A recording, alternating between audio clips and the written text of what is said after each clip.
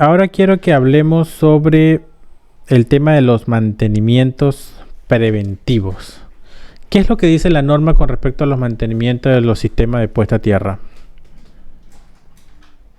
Correcto. Para poder responder esa pregunta, una vez más recurrimos al anexo 4 del formulario de defensa civil y nos dice que todo establecimiento debe contar con un pozo a tierra con una certificación firmada por un ingeniero electricista o mecánico electricista colegiado y habilitado con una vigencia de 1 año.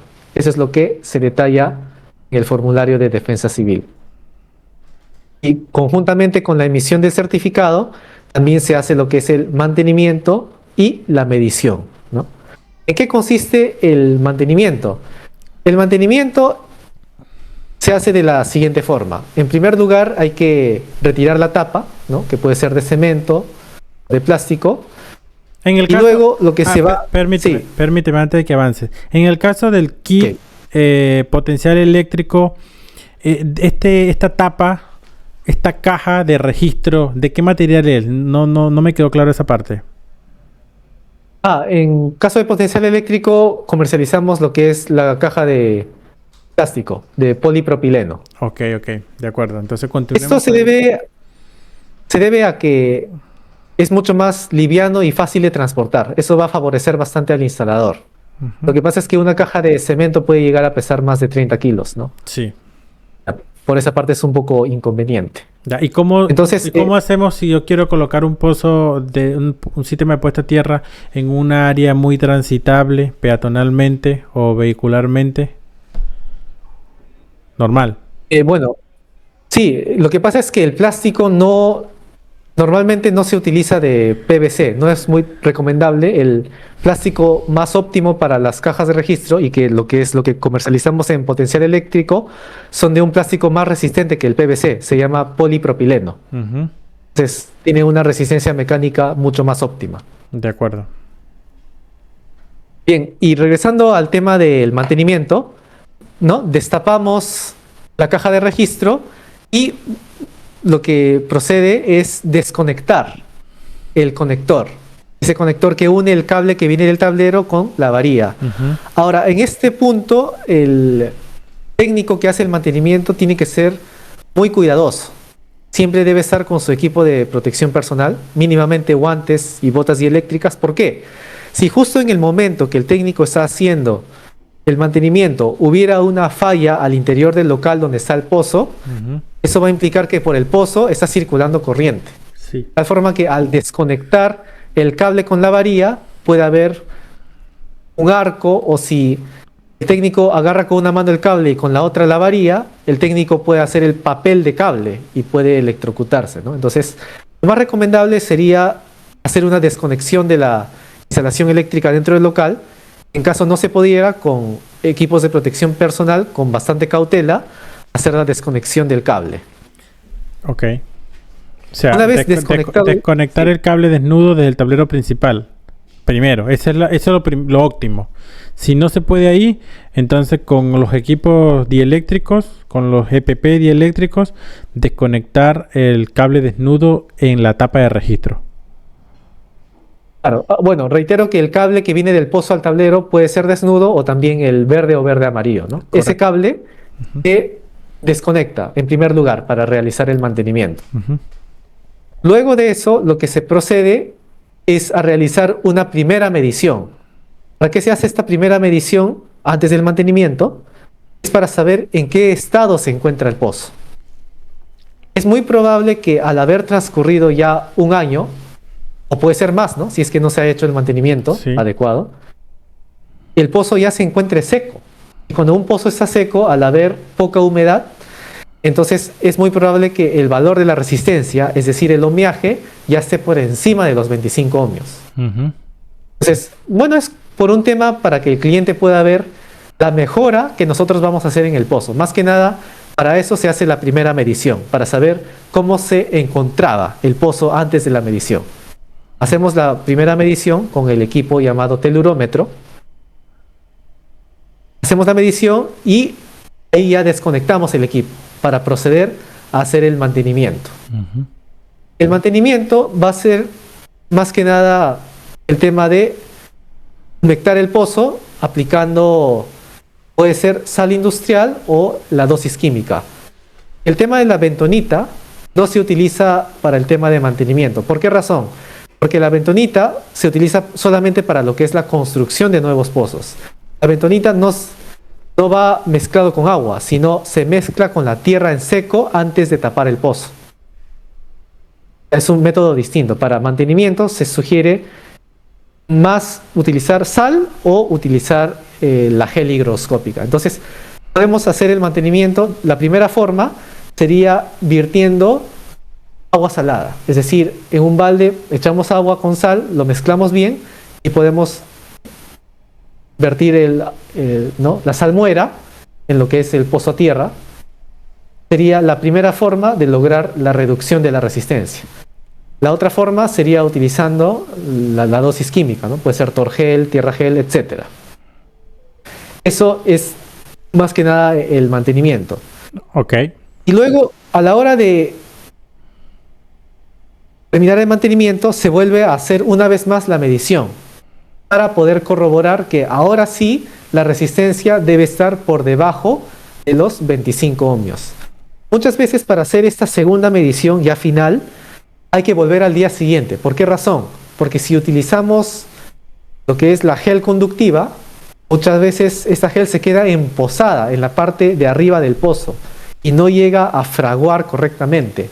Y mientras que el pozo se encuentre lleno de líquido, no es recomendable hacer la medición, porque para conectar el equipo telurómetro al pozo, ¿no? Lo podemos terminar dañando el equipo. Claro. Entonces los químicos tienen que fraguar completamente para hacer la medición. O sea, sería en muchos de los casos ya al día siguiente. Entonces, sí. El proceso es lento.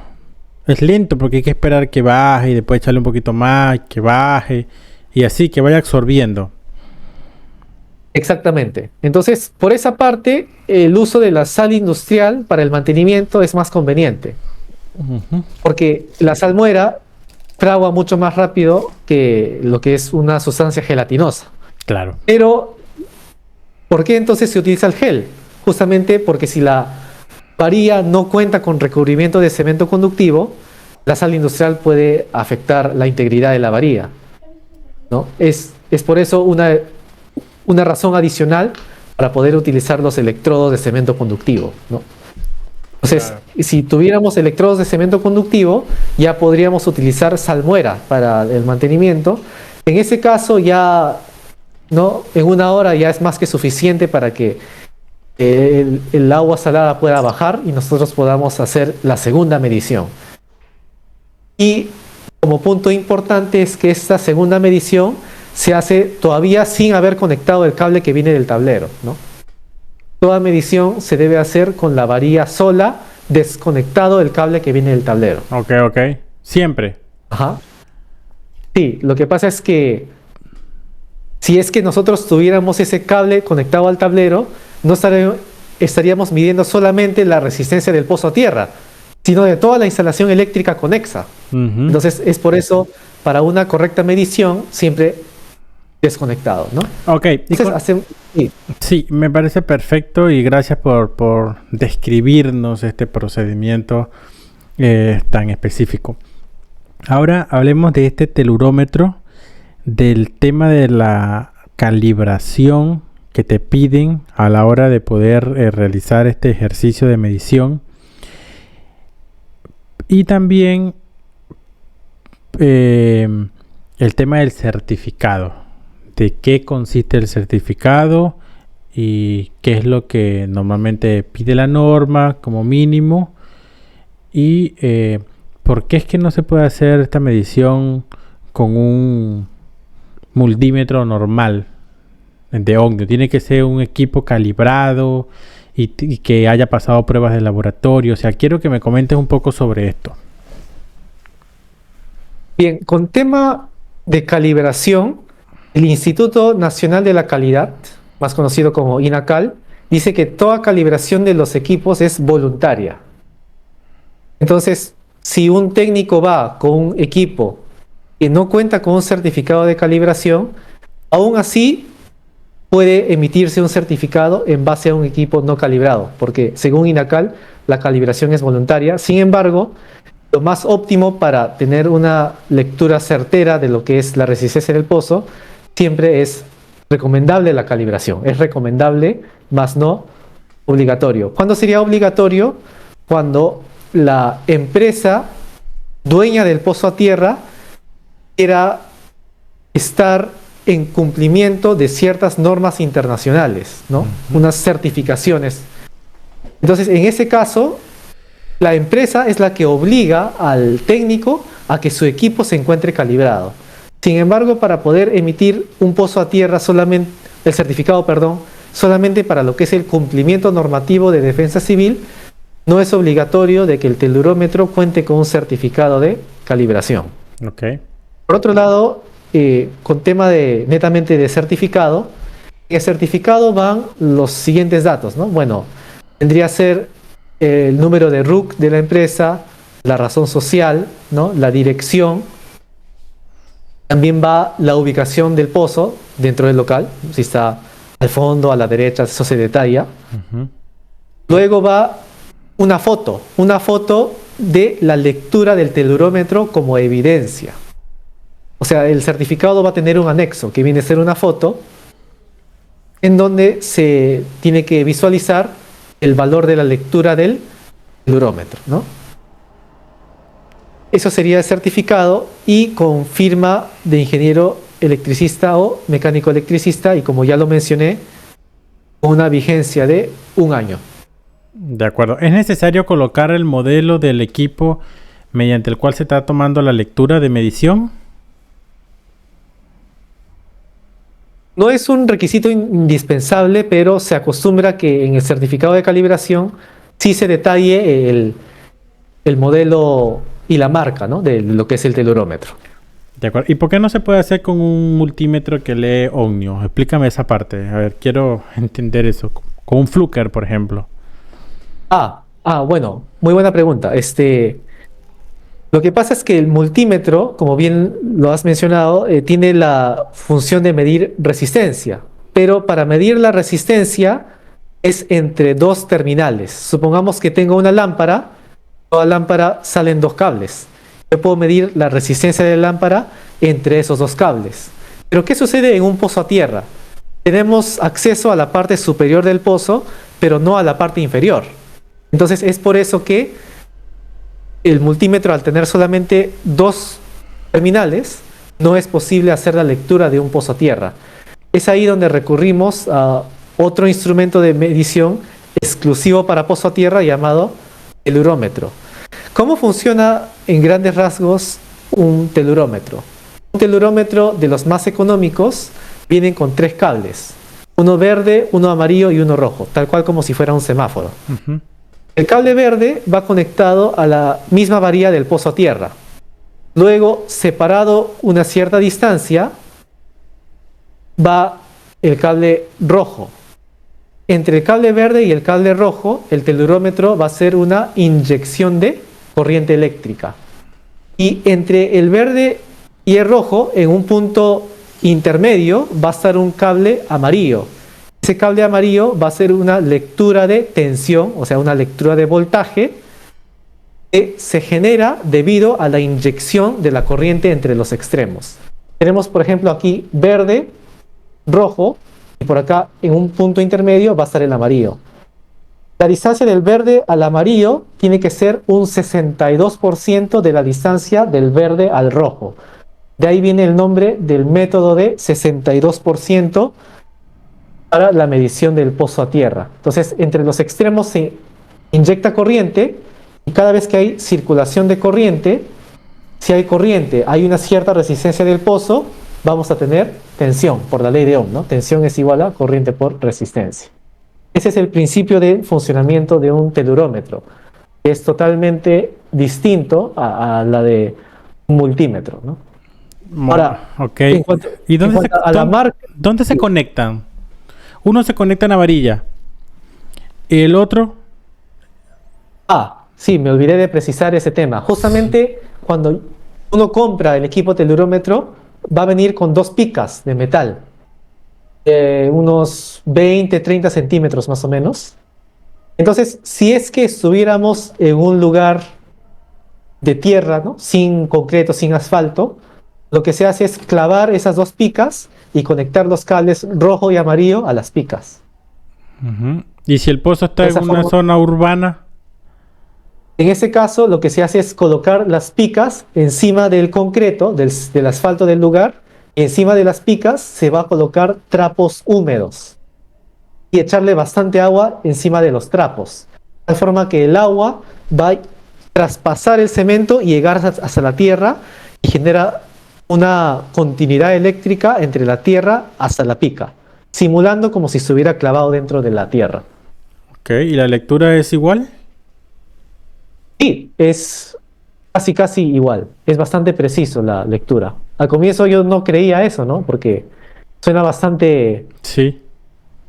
este, inverosímil, ¿no? Pero a la hora de hacer la medición, en un terreno que no estaba asfaltado, yo hice la prueba, ¿no? O sea, en vez de clavar la varilla, le eché un poco de cemento nada más, dejé que seque y primero lo hice clavando y luego encima del cemento seco, echándole un poco de agua con trapo y salió una medida bastante similar. Así puedo dar testimonio de que son bastante similares. Wow. Pero tiene que ser exactamente 62% en distancia. El del medio Sí, justamente, del final. ajá, la pica de tensión o de voltaje debe estar a 62% de la distancia total. Si se altera esa distancia, entonces el valor de la resistencia, el ohmiaje, no va a ser lo correcto, ¿no? Va a ser ambiguo. Exactamente. Un buen técnico, un buen electricista tiene que ser capaz de grabar las varillas o las estacas en este caso en las distancias adecuadas.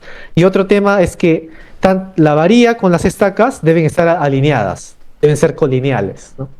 Ok. Para garantizar una adecuada lectura. De acuerdo, de acuerdo. Y con respecto a la marca, me estabas diciendo.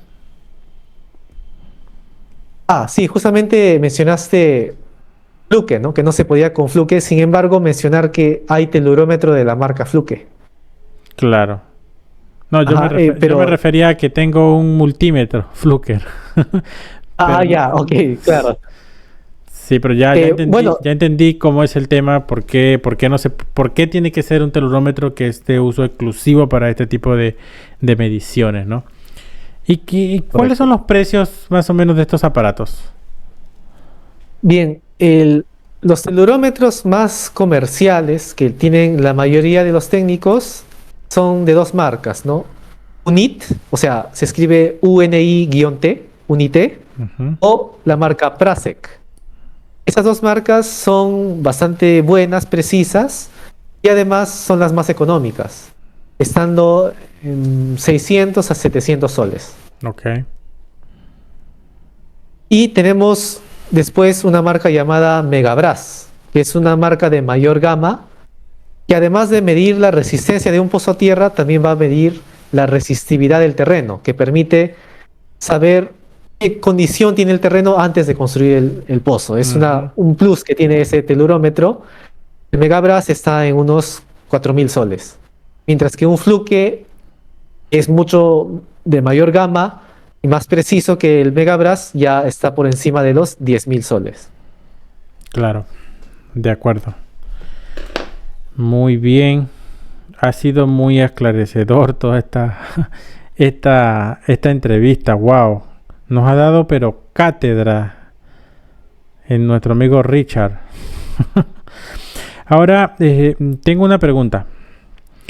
Sí. Quiero que nos comentes brevemente sobre alguna anécdota, casos reales que te hayan impactado, que nos puedas contar sobre tu experiencia, ¿no? Con respecto a estas implementaciones. Algunas barbaridades que hayas visto, por ejemplo. Yo te voy a contar una, rapidito. Resulta que era un local de almacén. Tenía su sistema eléctrico trifásico. Y ese tablero trifásico tenía un sistema de puesta a tierra más o menos como a 2 metros. Y ahí estaba el hueco del pozo tierra, la caja, la tapita, la varilla y el conector y el cable. Resulta, amigo, sin mentirte, que un día le van a hacer mantenimiento porque hay que renovar la licencia y sacan una varilla del tamaño de este lápiz. ¿Qué pasó ahí? Misterio de la ciencia. Hasta ahorita no se sabe qué pasó. ¿Por qué la varilla solamente medía 20 centímetros? El técnico se pasó de listo, fue un listillo. La varilla le dañó la corrosión y se ha roto. ¿O qué ha sucedido? No lo sabemos. Pero En este caso habría que fijarse abajo, ¿no? Como si ha sido cortado o se nota la marca de la corrosión, ¿no? No, nada, Pues estaba lisita, así como si hubiese caído con un disco de corte. Pero obviamente esos son casos de la vida real que nunca olvido y que me ha impactado. Y hasta ahorita ha sido como un enigma, ¿no? No resuelto todavía. Así como yo, que no estoy inmerso en este mundillo, tú debes tener un montón de anécdotas y quiero que nos cuentes una o dos que tú consideres que puedas compartir con nosotros. Bueno, justo este tema de la varilla muy corta, no tuve la experiencia, ¿no? de toparme con eso, pero sí lo he escuchado de otros técnicos que han visto ese tema, ¿no? Bueno, en mi caso, lo más terrible, digamos, que he podido experimentar es la rotura de tubos, ¿no? Porque a la hora de hacer una excavación en una superficie de cemento, uno no sabe qué hay debajo, ¿no? Entonces, tuve la mala suerte de rozar, ¿no? Un tubo de electricidad. Wow. Entonces, bueno, se procedió a reparar el tubo, ¿no? Poniéndole una cubierta encima y de ahí con bastante cinta y se pudo resanar gracias a que era un tubo eléctrico. Ahora no me quiero imaginar si fuera un tubo de agua, ¿no? Ahí sí hubiera habido una fuga Sí. y sí, hubiera sido una desgracia, ¿no? Entonces, siempre es recomendable antes de instalar un pozo a tierra solicitar los planos, ¿no? De eléctrico y sanitarios al dueño del local para poder tomar las previsiones, ¿no? De evitar hacer este tipo de cosas que pueden terminar en un episodio lamentable, ¿no? Claro. Otra anécdota que podría contar es que justamente el tema de los derrumbes, porque había un colega pues que era en esa zona de Villa Salvador y estaba cavando y hubo un deslizamiento mínimo, ¿no? De arena y quedó atrapado medio cuerpo, ¿no? Wow. Pero si ese deslizamiento hubiera sido mayor, entonces podría haber terminado en una desgracia también. Felizmente, las cosas que he podido apreciar no han sido tan trágicos, ¿no? O sea, terminaron bastante bien, pero son cosas que si no hubiera sido muy favorable dentro de todas las circunstancias, pudieron haber terminado mucho peor, ¿no? Entonces, bueno, por ahí va el asunto. Claro que sí. Y con respecto a la ubicación de los pozos tierra, técnicamente pueden estar ubicados en cualquier lugar, en la cochera, en el exterior de la calle. Por ejemplo, he visto mucho eso, que lo colocan en el exterior de la calle, o sea, en la vía pública prácticamente. ¿Eso es legal? No hay ninguna normativa que, o sea, prohíba explícitamente la construcción de pozos a tierra en la vía pública. Sin embargo, si, por ejemplo, la municipalidad decide hacer una renovación total de la vía, ¿no?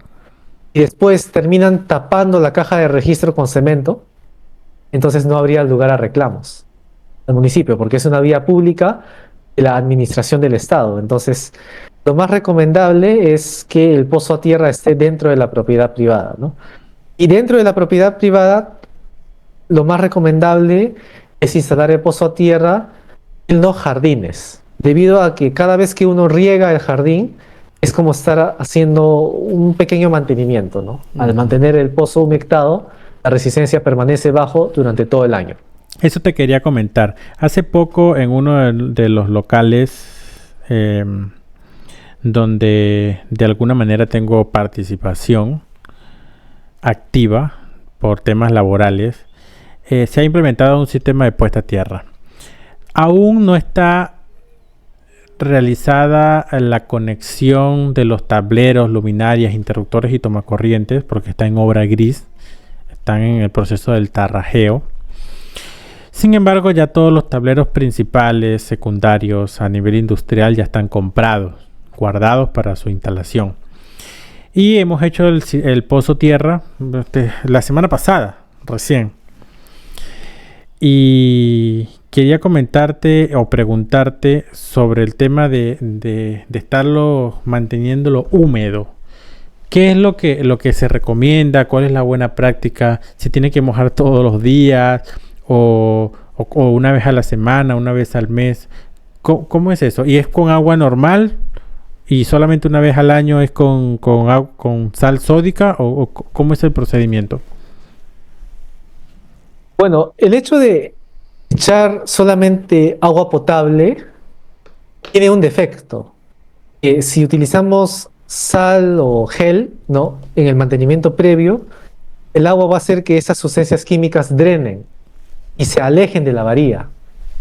Es por eso que, a pesar de que el agua potable sí es conductiva, no es tan recomendable estar echando cantidades exageradas de agua en el pozo, ¿no?, sin un químico adicional, porque lo que va a hacer es drenar el químico. Entonces, si a la hora de hacer la construcción del pozo a tierra, tenía bentonita con la tierra, ¿no?, ya mezclada, entonces esa bentonita se va a encargar de retener el agua a largo plazo. Entonces,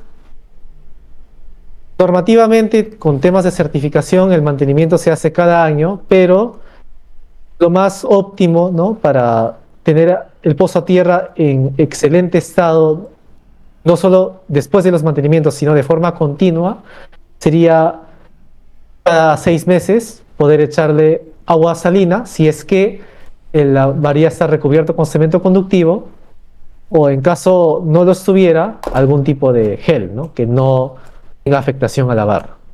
Cada 6 meses sería más ideal. De acuerdo, de acuerdo. Y con respecto a este tema de la renovación de las licencias, ¿es necesario que este certificado de mantenimiento de puesta a tierra esté renovado anualmente? Es decir, si presento un certificado de hace 2 años, 3 años, ¿puedo no aprobar la renovación de defensa civil o de licencia de funcionamiento? ¿Es posible eso?